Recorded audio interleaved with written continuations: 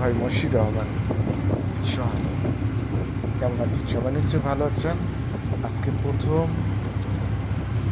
নতুন স্টেশন অর্থাৎ নতুন কর্মস্থলে যুক্ত হওয়ার জন্য যোগদান করার জন্য কুষ্টিয়াতে যাওয়া হয়েছে।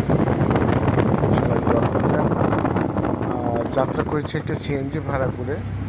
সেখান থেকে আমরা যাবো বগুড়া। আর বগুড়াতে যাওয়ার পথে প্রচণ্ড মেঘ এবং বৃষ্টি শুরু হয়। সে বৃষ্টির মধ্যে আমি একরকম ভিজেই যাই। আপনারা হয়তো দেখতে পাচ্ছেন প্রচুর বৃষ্টি হচ্ছে। এক পর্যায়ে এতটা বৃষ্টি হয় যে বৃষ্টিতে আমি মানে আমার দুই সাইডে যে পর্দা দেওয়া ছিল সেটাও ভেদ করে আমি ভিজে যাই এবং সেই সারা শরীর ভিজা অবস্থায় আমি এক পর্যায়ে বগুড়াতে পৌঁছাই। বগুড়াতে যাওয়ার পথে দেখুন অসাধারণ কিছু ভিউ আমরা দেখতে পাচ্ছি। যদিও মনে অনেক কষ্ট, তারপরেও সেই দুপাশের দুই জানালা দিয়ে আমার সেই 25 বছরের স্মৃতি দেখতে দেখতে চলে যায়। এক পর্যায়ে যে আমি রূপপুর পারমাণবিক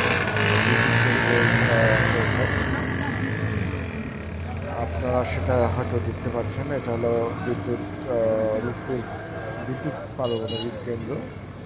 সেখানে যে অবশ্য তেমন বৃষ্টি ছিল না, তবে জানালা দুই পাশে জানালা দিয়ে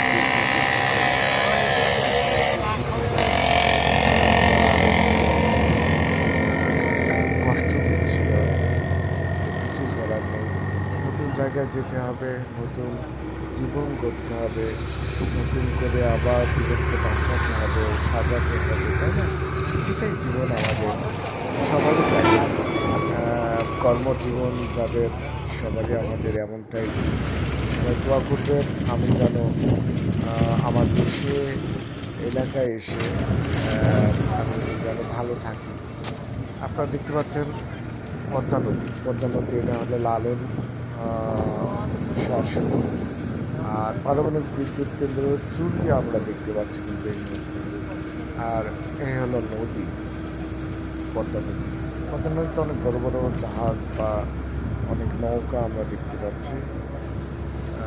আর এই বাম সাইডটা পারিবারিক বাসের মধ্যে বসে আছে। আর সে যাওয়ার মুহূর্তটাই আপনাদের সাথে শেয়ার করতেছি। জানি না কেমন লাগবে, যদি ভালো লাগে অবশ্যই সঙ্গে থাকবেন।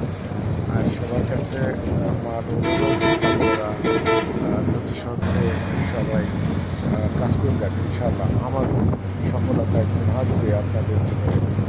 আমি কুষ্টিয়ার ভাই মশির আহমদ সোহান সবসময় আপনাদের মাঝে আছি এবং থাকবে ইনশাআল্লাহ। আল্লাহ হাফেজ।